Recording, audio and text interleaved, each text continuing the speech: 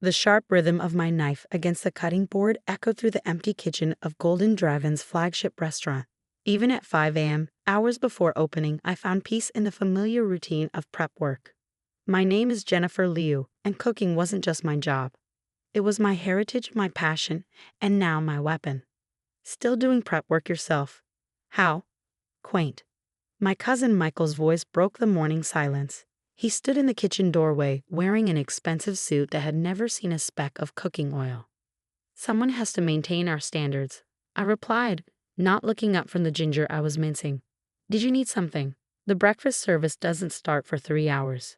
Just making sure everything's ready for the health inspection tomorrow. His tone was too casual. We wouldn't want any surprises. I kept my face neutral, though my knife moved a fraction faster. The health inspection, the one they thought was a routine visit.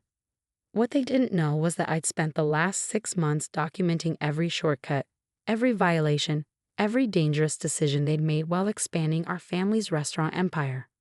Golden Dragon had started as a single restaurant opened by my grandmother 40 years ago. I grew up in that kitchen, learning every recipe, every technique, every secret that made our food special. When I took over as head chef 10 years ago, we had 3 locations. Through hard work and dedication to quality, I'd helped expand it to 20 restaurants across the state, bringing in over $40 million annually. That's when my cousins and aunt decided they deserved more control. By the way, Michael added, don't forget the board meeting this afternoon. Aunt Mary has some exciting announcements about our expansion plans. I nodded, already knowing what those exciting announcements would be. Last week, my old friend Thomas, who worked at the health department, had called me with disturbing news about complaints from our newer locations. That's when I started digging deeper. I'll be there, I said, starting on the next batch of vegetables. Though I'm not sure why you need a chef at a board meeting. Michael's smirk widened. Oh, we always want family involved. Even the kitchen staff. After you left, I pulled out my phone and checked my secure email. Thomas had confirmed everything was in place for tomorrow. The routine health inspection would be anything but routine. The morning passed in a blur of preparation, both culinary and strategic. I supervised breakfast service, inspected deliveries, and reviewed the day's reservations, all while quietly gathering my final pieces of evidence. Lisa, our longtime hostess, caught my eye as I passed through the dining room. Everything okay, Jenny? You seem focused today. I managed a small smile. Just busy, Lisa. Big changes coming. I heard about the expansion plans. She lowered her voice. 30 new locations by next year? Is that even possible while maintaining quality? That's the question, isn't it? It wasn't possible, not the way they were doing it. My cousins had been cutting corners for months. Cheaper ingredients, reduced training, relaxed safety protocols. All while pushing our grandmother's name and reputation to sell franchises. At 2 p.m., I headed to the corporate office for the board meeting. The original Golden Dragon still operated downstairs, but the upper floors had been converted into sleek offices, as far from a working kitchen as you could get. Aunt Mary presided at the head of the conference table, flanked by Michael and his sister Patricia. The other board members, mostly family friends they brought in, filled the remaining seats. I took my place at the far end, still wearing my chef's coat. Wonderful news, everyone, Aunt Mary began, her perfectly manicured hands spreading papers across the table. We've secured financing for our major expansion. 30 new locations across 3 states. The board members murmured appreciatively. I stayed silent, watching. Of course, she continued, this will require some restructuring. We need to modernize our operations, streamline our processes, which brings us to our next announcement. Michael stood up, straightening his tie. We've hired a professional management team to oversee daily operations. They'll be implementing new standardized procedures across all locations. What about our existing procedures? I asked quietly. The ones grandmother developed. Patricia rolled her eyes. Really, Jenny? Those might work for a single restaurant, but we're building a corporation here. We need real business people in charge, not, just cooks, I supplied. Exactly, Michael said, missing the edge in my voice. Which brings us to the final announcement. Jenny will be moving you to a new role. Corporate culinary consultant. You'll still be involved with menu planning, but the actual kitchen operations will be handled by our new team. I looked at the contract they slid across the table. The title might sound impressive, but I knew what it meant. A figurehead position kept around only for the family name. And if I decline? Aunt Mary's smile turned cold. Well, as the majority shareholders, we could simply terminate your position entirely. But we're family, we take care of our own. I stood up slowly, gathering my papers. I'll need time to review the contract.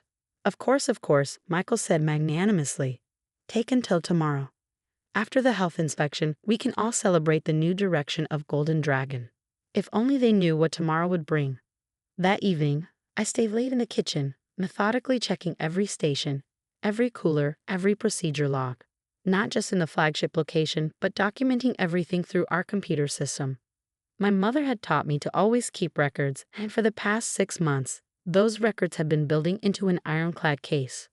My phone buzzed. A text from Thomas. Everything's set for tomorrow. Team arrives at 9 a.m. I sent back a simple thanks and looked around the kitchen that had been my home for so long. The kitchen where my grandmother had first taught me that good food was about more than profit. It was about respect, tradition, and doing things right. What would you do, grandmother? I whispered to the empty room. But I already knew the answer. She'd left me her secret recipes for a reason. And tomorrow, my cousins would learn that in a kitchen, nothing stays hidden forever. The next morning, I arrived at Golden Dragon before dawn, as usual. The kitchen was quiet as I began my daily routine, but today felt different. By the time the sun set, everything would change. At 8:45, Michael and Patricia burst into the kitchen, both unusually early. The health inspectors are coming, Michael announced, as if I didn't already know. Make sure everything is perfect. Of course, I replied calmly, checking the temperature log. Though I'm surprised you're concerned. Didn't you say our new streamlined procedures were foolproof? Patricia's eyes narrowed. Just do your job, Jenny, while you still have one.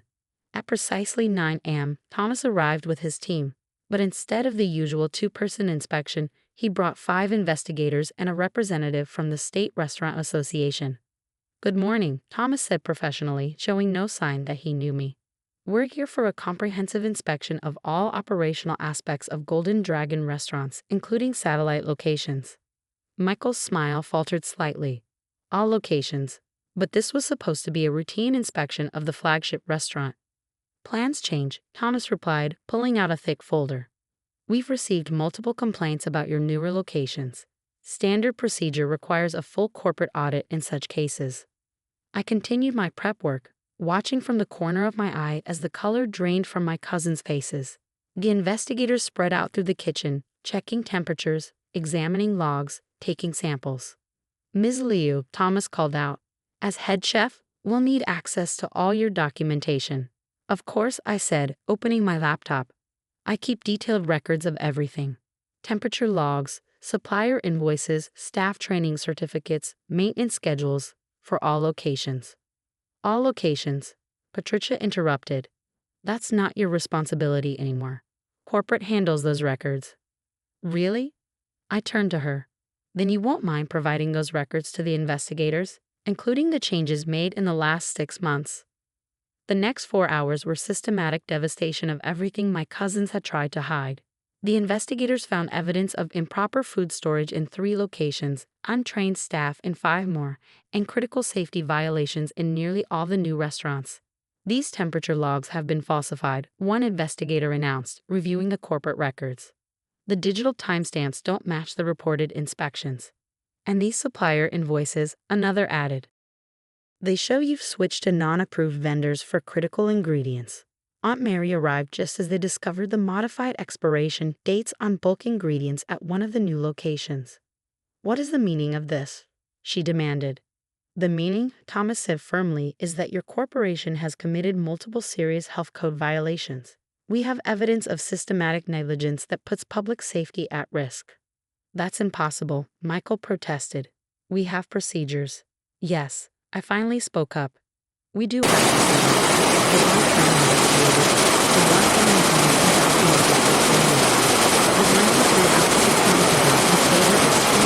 operations. I opened another file on my laptop. Here are the original procedures along with documentation of every change you made, every corner you cut, every safety measure you ignored. I kept copies of everything. You, Patricia's face contorted with rage. You planned this. No, I corrected her. I protected our family's legacy. The legacy you were willing to destroy for quick profits. The State Restaurant Association representative stepped forward. Given the severity of these violations, we have no choice but to suspend operations at all non-compliant locations pending full reinspection and recertification. You can't do that, Aunt Mary cried. We have contracts, loans, expansion plans. You should have thought of that before ignoring basic safety standards, Thomas replied. The only reason your flagship location isn't being closed is that it maintained proper procedures under Ms. Liu's management. As the implications sank in, the kitchen fell silent except for the scratching of pens on inspection forms. Years of corporate ambitions were crumbling under the weight of documented negligence. The board will hear about this, Michael threatened weakly. Yes, they will, I agreed. Along with the shareholders, the media, and everyone else. Unless? They all turned to look at me. Unless what? Aunt Mary asked, desperation creeping into her voice. I pulled out a folder of my own. Unless you agree to reorganize the company, return to our original standards with quality and safety as priorities, and put the restaurants back under proper management. You want control, Patricia accused. I want our family's reputation restored, I corrected her. You can keep your corporate titles and offices, but the kitchens, all of them, return to traditional management, with proper training, proper procedures, and proper respect for what grandmother built. The negotiations took hours. By the time the dinner service would have started, the restaurant remained closed for inspection. We had a new agreement. I would become executive chef and chief operating officer, with full control over all kitchen operations. My cousins would handle the business side, but with strict oversight and a new board structure that required approval for any procedural changes. One more thing, I added as they prepared to sign. We're going to make this right. Full refunds to any customer who complained. Personal apologies to staff who were put at risk, and a public commitment to returning to our traditional standards. You're enjoying this, aren't you? Michael asked bitterly. No, I replied honestly. I'm saving our family's legacy, and maybe teaching you what grandmother tried to teach all of us. That success isn't about cutting corners, it's about maintaining standards. The aftermath was both painful and healing. 6 locations remained temporarily closed for complete overhaul. Our expansion plans were delayed by a year to ensure proper training and implementation. But our core customers celebrated the return to traditional quality, and our staff morale soared under the restored standards. Aunt Mary eventually admitted that they'd lost their way in pursuit of rapid growth.